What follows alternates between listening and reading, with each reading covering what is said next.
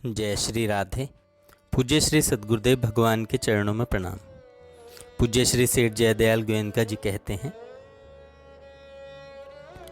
आप जगत में क्या कहकर आए थे भगवान से? प्रतिज्ञा भंग करना कितना बड़ा पाप है। धन यौवन अस्थिर है, केवल भगवत प्रेम और भक्ति ही स्थिर है। केवल भगवान को प्राप्त करना चाहिए। मन रूप नट को भगवत चरण रूपी स्तंभ पर चढ़ाते रहने से ही इसकी चंचलता मिटती है।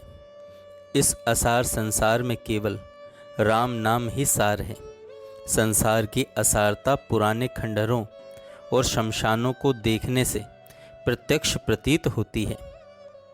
समुद्र के जल में नमक, काठ में अग्नि और दूध में घी जिस प्रकार रम रहा है, उसी प्रकार परमात्मा सब में रम रहा है।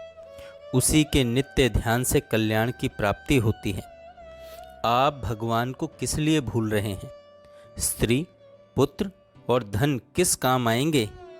प्राणों के निकलने के समय कोई सहायता नहीं कर सकेगा, साथ तो शरीर भी नहीं जाएगा। जो कुछ किया जाता है वही साथ जाता है। आप उस प्रभु से मैत्री क्यों नहीं करते? उसके समान प्रभु और प्रेमी और कौन मिलेगा? ऐसा हितैषी दूसरा कौन है?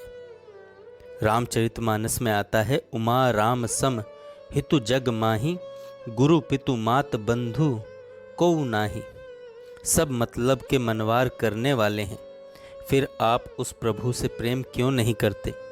प्रभु तो आपसे कुछ भी नहीं मांगता, केवल उसे हर समय स्मरण रखना चाहिए। उसके नाम का जप और ध्यान ही सार है। जप करने से ध्यान अपने आप होने लगता है। आपके ये सब पदार्थ किस काम आएंगे? एक दिन सबको मिट्टी में मिल जाना है। जो कुछ ले सकें तो शीघ्र ही ले लेना चाहिए। अमूल्य सांसों को व्यर्थ गंवाना उचित नहीं है। बाकी आपकी मर्जी।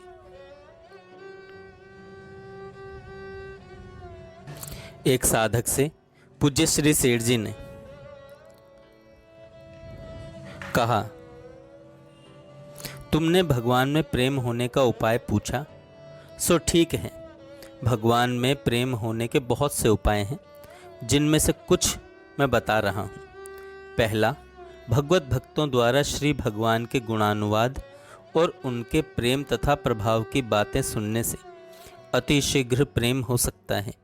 भक्तों के संग के अभाव में शास्त्रों का अभ्यास ही सत्संग के समान है।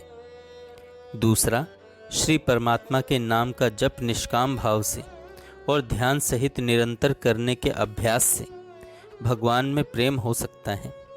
तीसरा, परमात्मा के मिलने की तीव्र इच्छा से भी प्रेम बढ़ सकता है। चौथा, श्री परमात्मा के आज्ञा अनुकूल आचरण से, उनके मन के अनुसार चलने से उनमें प्रेम हो सकता है। शास्त्र की आज्ञा को भी परमात्मा की आज्ञा समझनी चाहिए।